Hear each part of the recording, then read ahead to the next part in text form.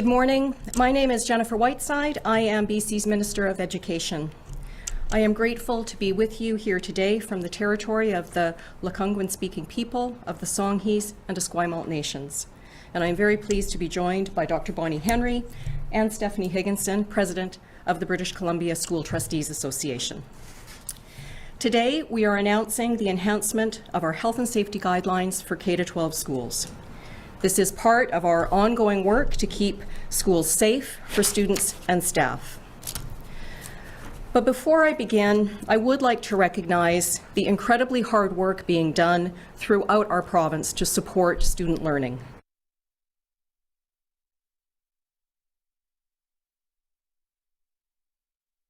This year, all of us have faced obstacles really like never before. And throughout these many months, the people working in our schools, the teachers, the support staff, the school leaders, people in our Indigenous communities, parents and trustees have faced all of these challenges with such determination and compassion by keeping students and their health and well-being top of mind every single day. Schools are at the heart of our neighborhoods and communities, and they are the best places for students to learn and develop their abilities, their knowledge, their skills. There simply is no substitute for in-class learning. The BC CDC report in September 2020 told us that the suspension of learning in March and April had a profound and dislocating impact on the lives of many students. That's why it was a priority for our government to make sure schools could open in September with strict health and safety guidelines in place. And thanks to the hard work of education professionals, the vast majority of our students are attending school and receiving full-time, face-to-face instruction. Attendance rates for both staff and students have been consistently high throughout the first 5 months of the school year. And I've heard from many families that it means a lot for their children to join their friends and teachers in the classroom. And that's why keeping schools safe and open remains a priority for our government. We know that schools mirror what's happening in our communities. And while that means we've experienced exposures in schools, we are still seeing low transmission rates inside schools. This tells us that our health and safety guidelines that we have in place for schools are working well. And as the pandemic continues to evolve, and as we learn more about its behavior, our school guidelines must evolve as well. Throughout these challenging times, we have been meeting with our education partners, with rights holders, and provincial health officials regularly through our provincial steering committee. And since September, we've learned from our experiences, and we've worked collaboratively on how we can adapt. And as a result of all of this work, we are strengthening and updating our K-12 health and safety measures. Under the current guidelines, middle and secondary schools, as well as all K-12 staff,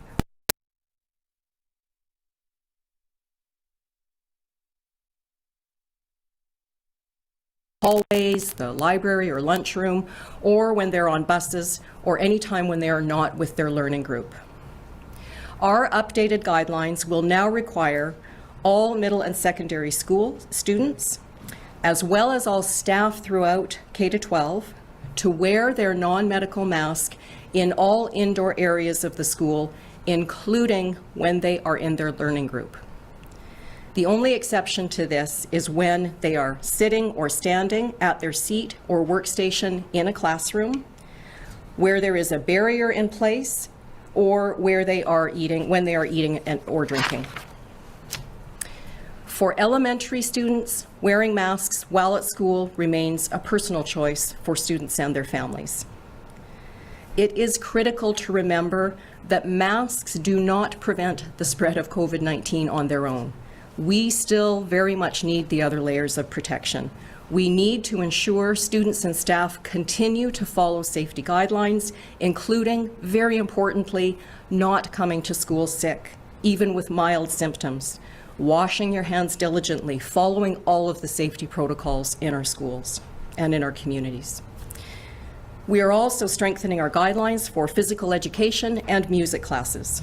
High-intensity physical activities should be held outside whenever possible. Shared equipment or items like weight machines, treadmills, or musical instruments can only be used if they are cleaned between use according to strict school sanitation guidelines. Students using equipment or playing instruments should also be spaced at least 2 meters apart, and masks are to be worn while singing. We must ensure our K-12 protocols are being applied consistently. And we also want to make sure students, their families, and staff feel confident with the safety measures in place. And that's why we're making these updates. I now just want to say a word about funding. In order to continue to support our safety plans, we are investing the second installment of $121.2 million in federal funding, which will allow schools and districts to continue to support students and staff until the end of the school year. To date, we've invested $288 million in federal and provincial funding, which has made a tremendous difference for students and staff.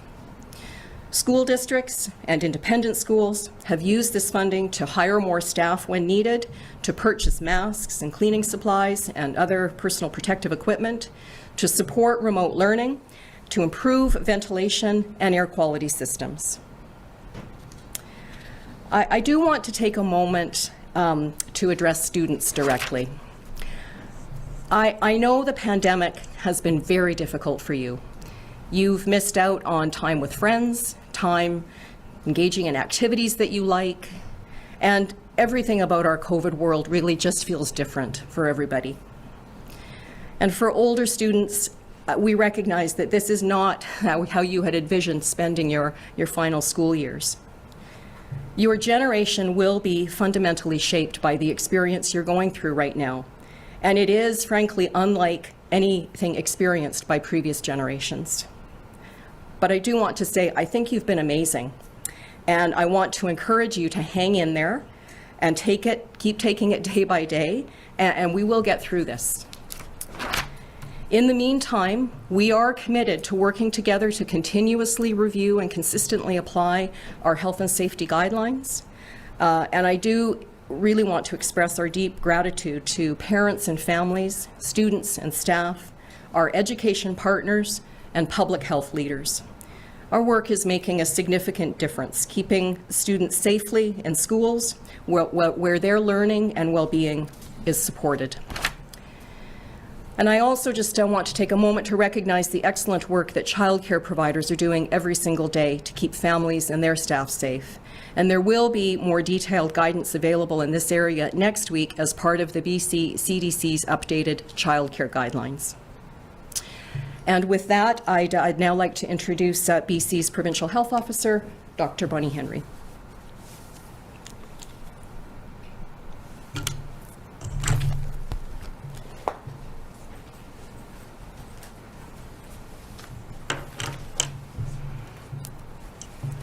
Thank you very much and good morning. As I don't need to say, COVID-19 has proven to be a challenging foe for all of us, and our education system has experienced this at all levels. We know that in-class learning, however, and the opportunity for students to be in school is so important, not just for their education, but also for mental, physical, and emotional wellness. It is such an important part of growth and development for our young people, and we have put an important emphasis on that. And we know from the surveys that we've done that it was very disruptive, not just for students, but for families and for educators when school in-person classes were not happening. And these can have lasting effects throughout a lifespan. Having said that, I am so proud of the educators, administrators, and staff who've done an amazing job at making this a safe and important learning experience for students across the province. Since the start of the school year, we've paid close attention to our schools, and we've learned a lot, including the importance of having these robust safety plans and using the layers of protection that are built into these plans. We have seen exposures in our schools, and we have reported on those exposures. But we need to remember that these are reflections of what's happening in our communities. And we've followed these and monitored them very carefully, and we've had very little spread within the school setting, particularly within the classrooms. And that is a testament to how safe these are being made by everybody in the school community. Recently, we've had concerning exposures of people who have been infected with variants of concern, and including one in a high school in the Fraser Health region yesterday. And again, the results of the testing that we did out of caution to ensure that we were picking up any transmission showed us that the safety plans that were in place in that school worked, and we have had nobody who was had transmitted from that person. Schools are a reflection of our communities. So I anticipate, as we continue to have spread in our communities, we will continue to experience exposures. And that's why it is so important for us to update and reinforce the importance of these plans and these guidelines. So through the work of the Provincial Education Steering Committee and Minister Whiteside has outlined, we are updating the guidelines and procedures for the schools. It includes continuing our layers of protection and reinforcing the importance of these within each school system. We've also established response teams for each of our health authorities to work more closely with public health to support schools on an individual basis when exposure events happen. We've updated checklists and requirements for the school safety plans have been developed so that every school is consistently following these public health guidance. We've learned that when these safety plans are relaxed or provisions are made for some of the higher risk activities, for example, that can increase the risk of transmission. As Minister Whiteside has also mentioned, the mask requirements for middle schools and high schools have also been amended to more closely align with other places in our community. As we know, masks by themselves are not the answer. They won't by themselves stop the spread of COVID, but combined with our other layers, it can make a difference. These are similar approaches to the requirements we have in offices or in restaurants, where you wear a mask when you're moving about, but not when you're seated at a table. The same applies now to our schools, and when students and educators are at their desks or workstations, they may remove their masks, but when moving about or in the broader school, masks must be worn. Similarly, we've put in guidelines to reduce the potential for transmission when doing some of the higher risk activities that have led to some of the transmission that we have seen, including physical activities, playing instruments or singing, and other activities. I am incredibly proud of how our community has come together to support in-class learning for students across this province from the very beginning. It has been so important to help our communities get through this crisis. Today's announcement is another step in that. And the focus on the needs of children and families will continue.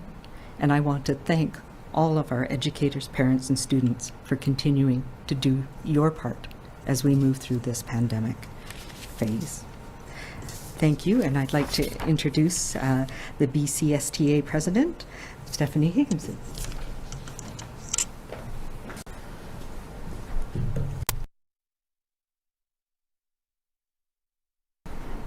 It's a bit of a dance doing all this, eh? I'd squail.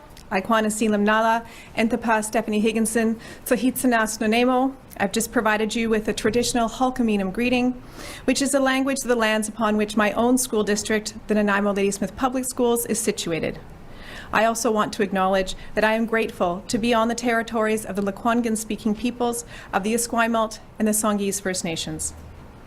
I too would like to begin by expressing my gratitude for the hard work being done by every member of the education community in creating opportunities for students across British Columbia to continue their education throughout this pandemic. This includes the monumental efforts to create and implement safe, full-time, face-to-face instruction, as well as establishing various remote and hybrid learning opportunities, and continuity of learning for students unable to be at school. It's really actually monumental what's happened in this school year. This gratitude is not limited to those only employed in the sector, but includes the families and the students who are working so hard to understand and comply with the robust health and safety measures that are in place in school. I also want to thank the numerous agencies and ministries that have supported the education sector in this important task. Most importantly, the Provincial Health Office. We could not do this without their expertise and their knowledge. Today, Minister Whiteside and Dr. Henry have outlined several changes to the K-12 health and safety guidelines under which schools will have and will continue to operate safely. These updates are comprehensive. They reflect what we have learned about operating schools during this pandemic, as well as what we continue to learn about this virus. They are based on up-to-date science. These updates have undergone a thorough consultation and collaboration across key education rights holders, stakeholders, and partners. The Provincial Steering Committee has over 40 voices participating on it. Committee members who have spent hours together discussing issues, establishing the path forward for how schools will operate. The updates being presented today reflect the collective desire of the Steering Committee members to have as many students in school for as much time as is safely possible during the pandemic. Prioritizing the social, emotional, and educational needs of the young people of this province is something each and every British Columbian should be proud of. This must continue to be a priority for us all throughout the course of this pandemic. Boards of Education thank every British Columbian for the efforts that they are making in their own personal lives to prioritize the education of students. As the exhaustion of living during these difficult times sets deep into our bones and our hearts, I have noticed a heightened sense of divisiveness in the way people are expressing their concern about school safety. And this is not about developing thick skin as public figures or as earning a salary as a senior district leader. It is about decency and it is about kindness. For the sake of the students who are watching, we must refocus this energy on the important tasks that we have at hand. Boards of Education are listening to their communities and being thoughtful during this complex time. Working together constructively to ensure schools are safe. This is our collective North Star and will remain so for the approximately 90 school days remaining in this school year. This work is important, this work is making a difference, and we must remain focused on the critical task ahead of us. Thank you.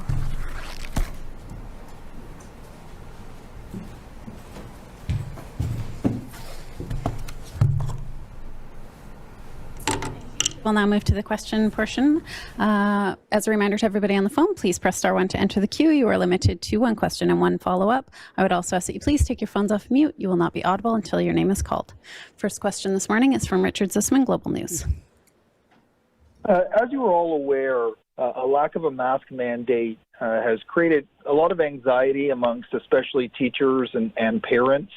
Do you believe that the policy shift that was announced today will ease that anxiety? And why did it take so long to put in these measures around masks, considering this is something that has been called on now for more than 5 months? Well, thanks for that question, Richard. And of course, it's very important for all of us that students, their families, and staff feel confident with the safety measures that we have in place. And throughout the pandemic, we have been meeting regularly with our education partners and provincial health officials through our provincial steering committee. And we've certainly been learning as the pandemic has unfolded. We've been learning about the behavior of the virus, and we've been learning what's been working and what hasn't been working in our schools.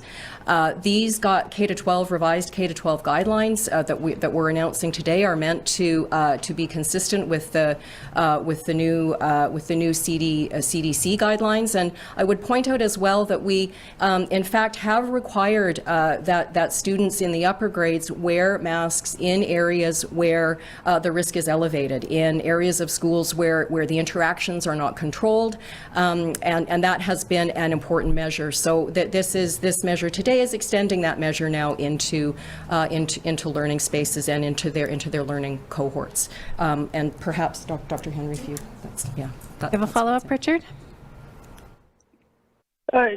Just to the point of, do you expect this to alleviate the anxiety that many have felt? And can you explain, Dr. Henry, the science behind not requiring any student to wear a mask while sitting at a desk in a classroom, even in some cases where physical distancing is not possible because of the size of the classroom?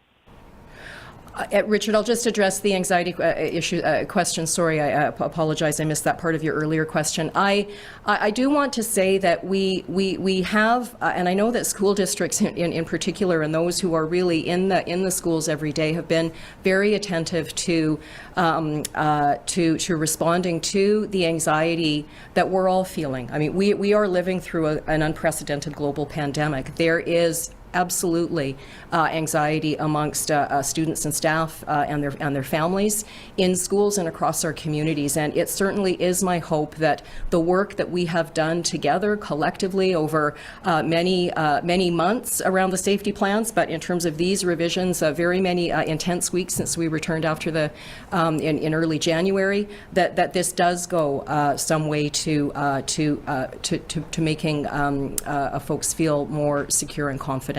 And I'll just ask Dr. Henry on the second part.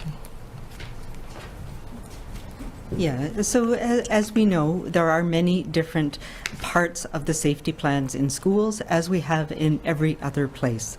And we are not seeing transmission when students, teachers are in the classroom sitting at their desks. We know as well that it's a challenge for young people to wear a mask all the time. For some of them, it's impossible. So it gives people an opportunity when they are in a low-risk setting. And we have to remember, schools continue to be a low-risk and safe setting. So there are many other measures that make it safe to make sure that you have opportunities when children and young people are sitting at their desk, when they're doing work at their workstation, regardless of the exact amount of space they have around them. Those are not high-risk situations, and those are not where we're seeing transmission in classrooms. And it is aligned with what we are doing in every other sector. And I will say as well that, you know, we are learning, and young people are learning how to wear a mask appropriately, how to take it on, put it on and take it off appropriately. It's more challenging for young people, and it's all of us that need to encourage and make mask wearing part of the normal aspects of our school, but we should not be shaming and blaming either children who are wearing masks or not wearing masks. And we need to make sure that we have an environment that is healthy and safe for all children and the adults in our school system as well. So this is something that has been a progression. We've been supporting that attitude in classrooms from the very beginning, and it is working. It's effective. It's one of the measures that is effective. Nick.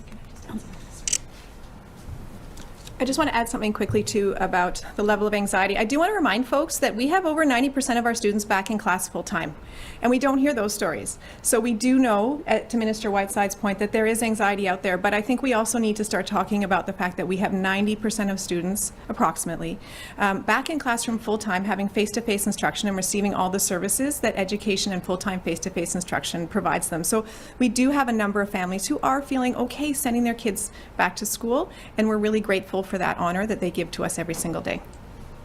Next question is from Shannon Patterson, CTV. Oh, hi there. I'm not sure if this is for Dr. Henry or for the minister. If students can take their masks off when they're at their desks or at their workstations in the classroom, to me, this new mask mandate doesn't really seem like a change from the old order. So maybe I'm missing something. Can you give me a couple of specific in-school examples of where a student will now have to wear a mask when they didn't before?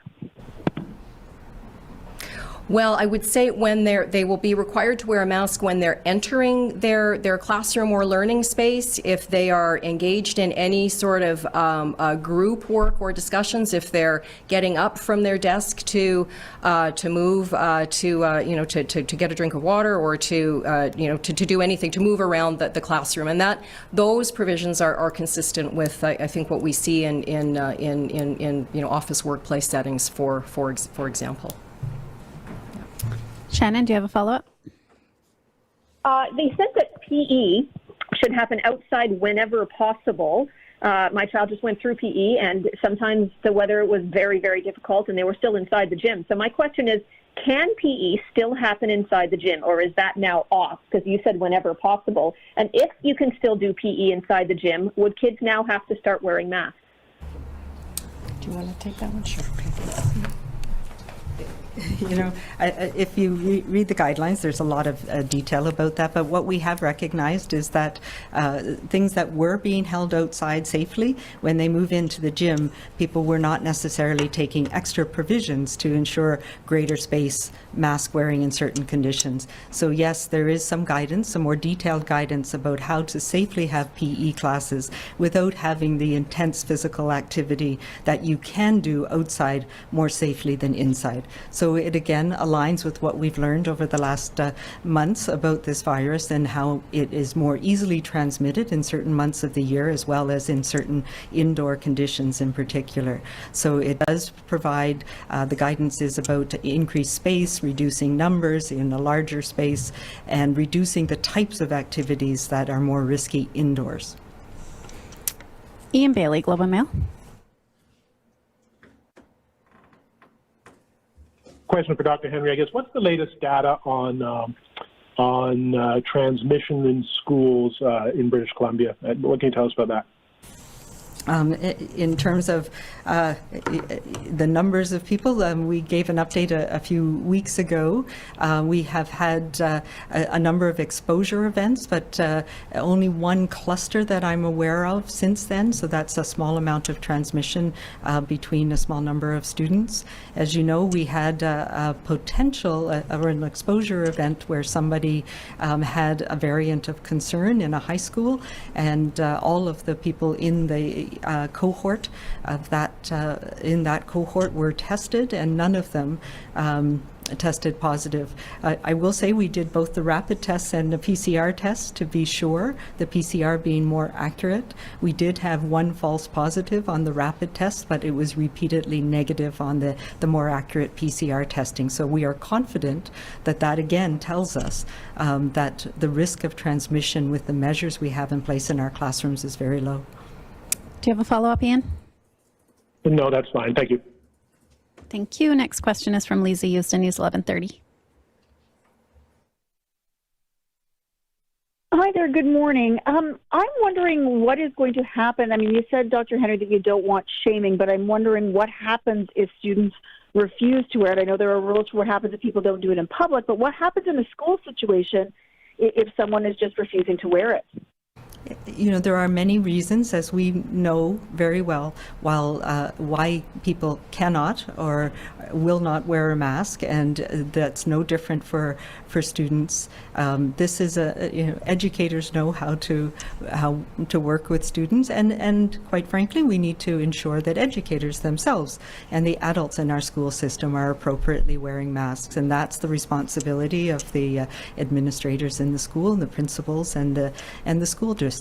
But really what we know is setting the tone in the classroom and working with each individual student is what makes this an appropriate and a safe place for students and staff for wearing masks, and recognizing that there are some students, and we know that for sure, there are some students that are just not able to wear a mask, and making allowance for that as well. I don't know if you want to talk to that. Yeah, and just further to that, I do want to reinforce that it is certainly not our intention that this becomes a punitive measure, or that there is a punitive response in situations where we need to work with, where at the school level, we need to have teachers and students and administrators working together to ensure that the school environment is safe, and that direction is written into the guidelines, and we will be supporting our districts in any way necessary to ensure that this sort of rolls out in a way that that helps and that is not punitive. Follow up, Lisa. I'm going to pull a Richard Zisman here, and I'm going to try a couple. I'm wondering, with the data, Dr. Henry, you said that we've seen it recently, but I don't think that we have outside of Garibaldi, and why can't we see it that specifically all the time? It seemed very clear there to show this many were tested, this many came back negative. And also, I'm just wondering about with remote learning, is there going to be no further direction for any of the schools as far as remote learning or PPE or what they need to spend their money on? I'm just wondering why no direction to them. Maybe, Lisa, I can just address the last part of your question first.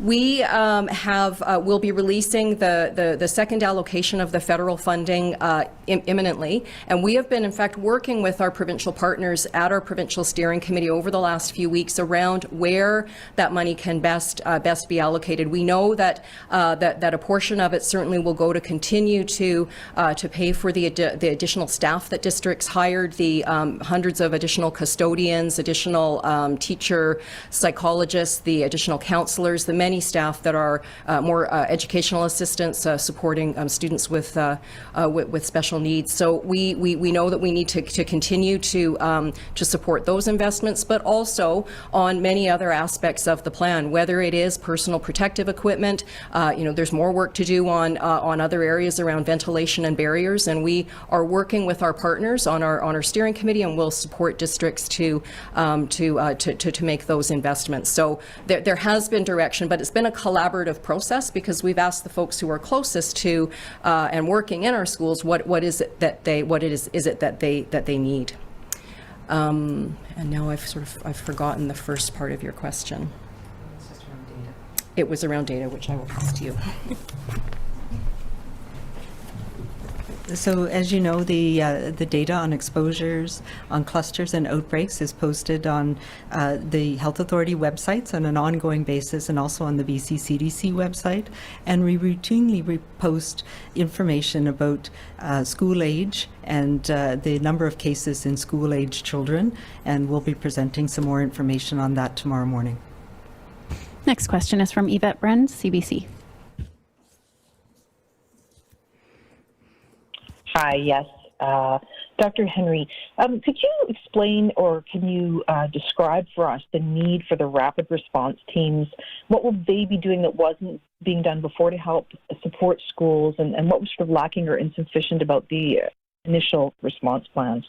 Yeah, I think I don't assume there was some lacking or insufficient. It was more trying to find a way to enhance or better connect with schools and answer their questions in a rapid way. Of course, if you look back to November, particularly October, November, December, when we were having a lot of cases in communities, particularly in the Lower Mainland, but now we're seeing that in communities around the province, and it was a very challenging time for public health.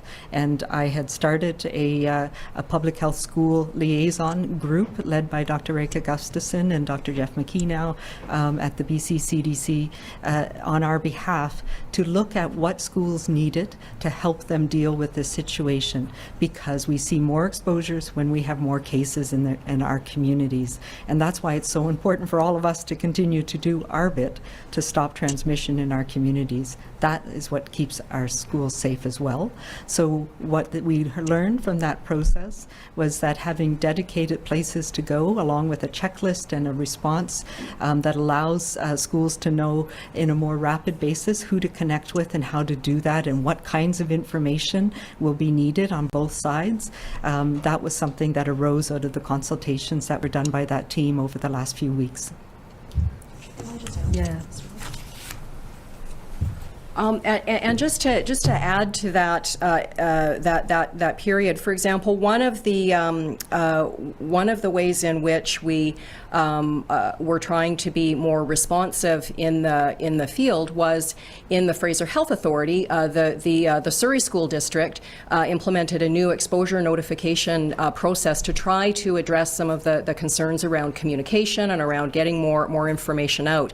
And we found that actually increased the number of notifications that were being sent to parents, and there was a concern that was in fact sort of elevating the level of information and anxiety. And so they went to revisit that. And one of the issues that Dr. Gustafson and her team have been looking at is this question of notifications and ensuring that we have some consistency across the different districts around how that communication rolls out. So it is very much a process of learning what is going to be appropriate and work in different areas. And so I'm very hopeful that the rapid response teams, once we have them, when we have them staffed up and in the different regions, will be able to continue to help just smooth those lines of communication. Yvette, do you have a follow-up? Yes, thank you. Sorry, I'm trying to juggle phones here. Dr. Henry, when it comes to vaccine priority, is there any space for case-by-case consideration for somebody perhaps who's not on the list for phase 3 but might be extremely ill, with liver disease or something really serious? Is there any space for that at all? Absolutely.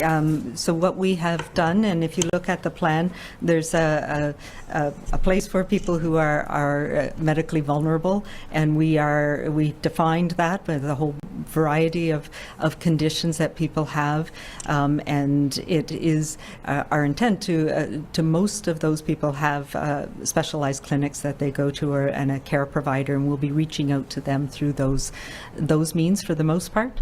But there is some detail on who is included in that group. I will also say that we have our plan, as we said, built on the vaccines that we have approved for use right now, which are the Moderna and the Pfizer vaccines.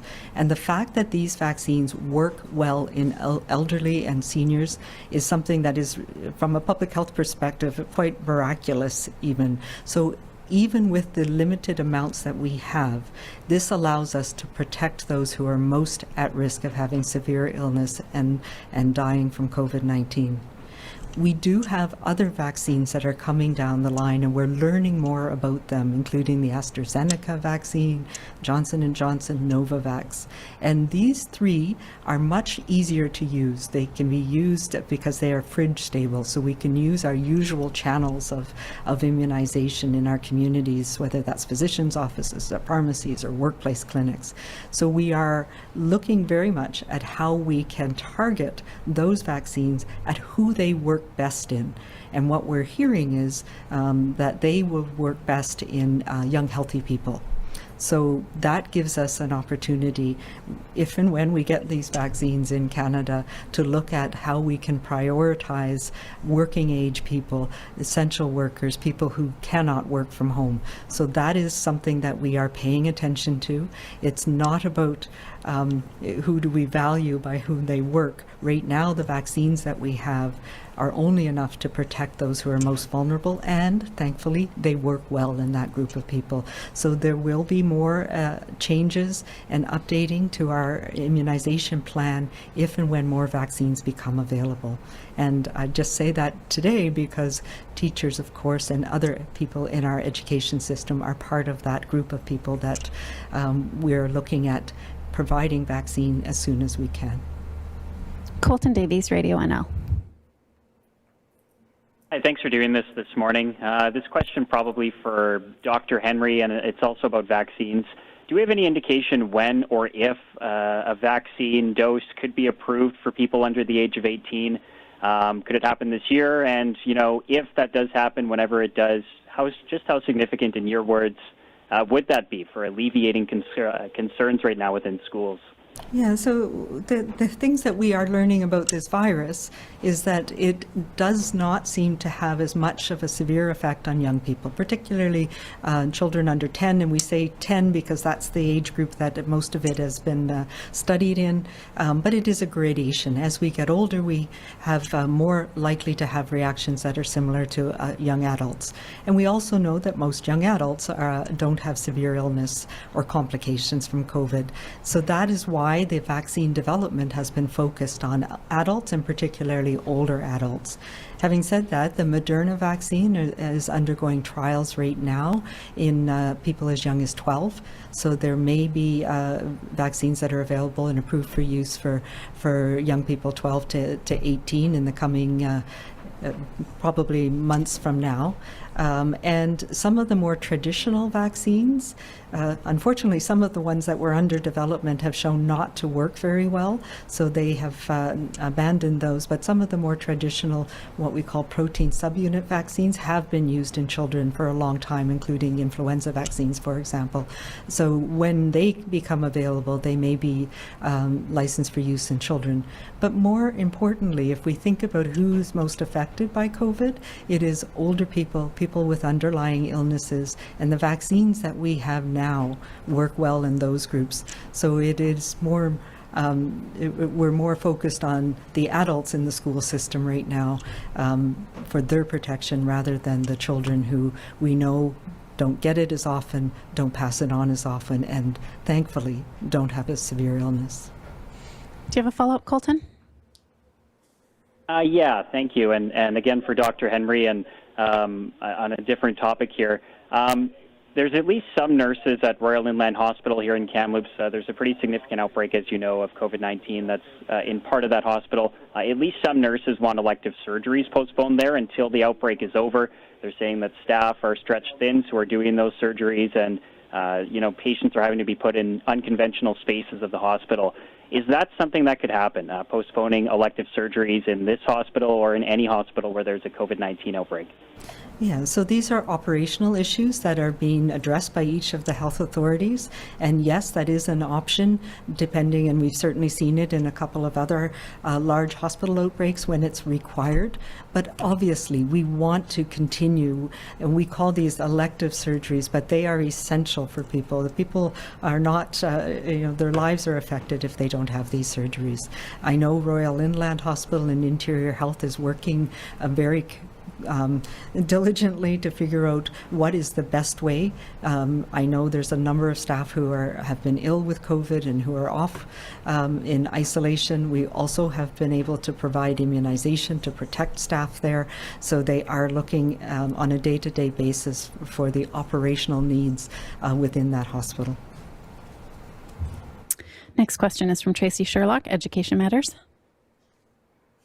Oh, thank you so much for taking my question. I just wanted to ask why the mask mandate wasn't pushed down to elementary schools as well. Yeah, so we all know that young children don't get as sick with this, don't pass it on as well as others, and we also, families know very well that it's very challenging for young people to have a mask all the time. And so we still have it optional. We are encouraging families and the school community to enable young people to wear a mask, particularly when they're in environments where they're in groups with others and they're not maintaining their distance. But this is aligned with our mask policy everywhere else, where it's 12 and up, that we're requiring masks to be used. And this is from data that we have from around the world about the importance of other measures, and that masking is can be counterproductive, particularly for young people who have challenges with keeping it on all the time or not fiddling with it, and it can cause more challenges in a class setting. Did you want to? Yeah, sure. And just of note on the elementary, it's important to note that some of the wording has changed. It's changed from not recommended to not required. And it's interesting the impact that one little word can have, and that not recommended was having a bit of an impact in terms of interpretation of medical advice. So it's been changed from not recommended to not required to make it a little bit easier to have that mask encouragement where elementary schools feel that they want to have it.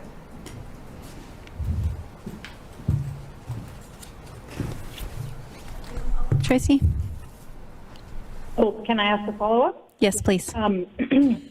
I was just wondering about students in grade 6 and grade 7 in elementary schools and what their situation is, because we don't have middle schools everywhere in the province, and yeah. Thanks, Tracy. And that's an important question, and that was the subject of much discussion at the provincial steering committee around how to organize the sort of upper elementary grades and lower middle school grades, and that is why the guidelines reflect a typology of schools by elementary, middle school, and secondary school, as opposed to age, because it makes more sense for kids to be subject to rules or guidelines that are kind of consistent with the environment that they're in. So, a grade 6 or 7 student in an elementary school will not be required to wear a mask. A grade 6 or 7 student in a middle school will. Great. We have time for one more question this morning, and that's from Rob Buffum, CTV VI.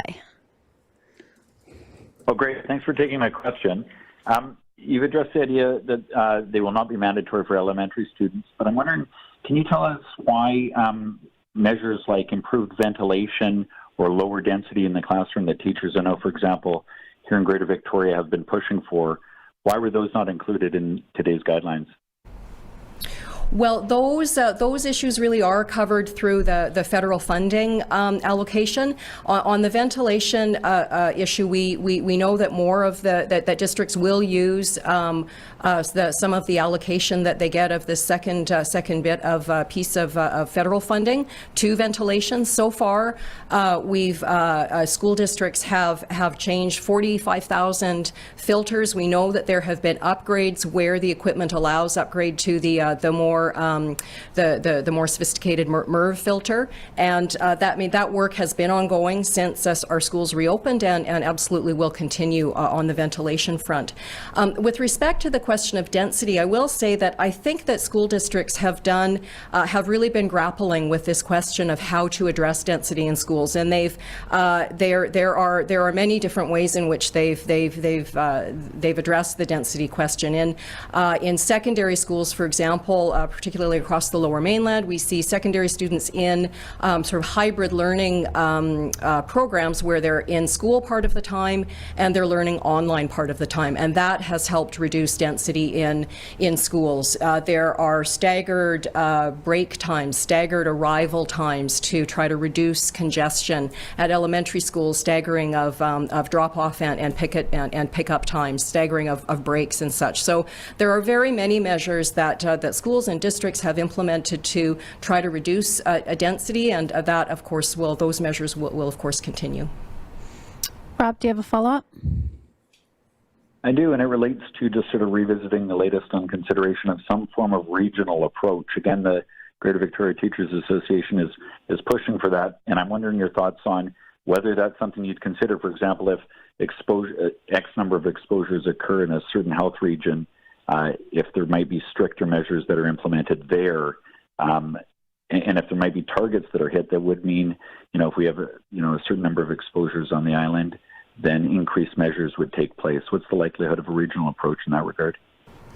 Well, just to start on this, I will say that I think that we've worked very hard throughout the course of this pandemic to be consistent in the approach, and we know that what happens in schools mirrors, of course, what's happening in our communities, and we have seen again very low rates of transmission in schools. So we know that trying to maintain a very high standard of implementation of our school safety plans across all of the districts is is very critical to keeping schools safe. So that approach, I think, has been very of consistency, and maintaining strong provincial standards has been very important. But perhaps there might be something you want to add about so That's all the time we have this morning. Thanks for joining us.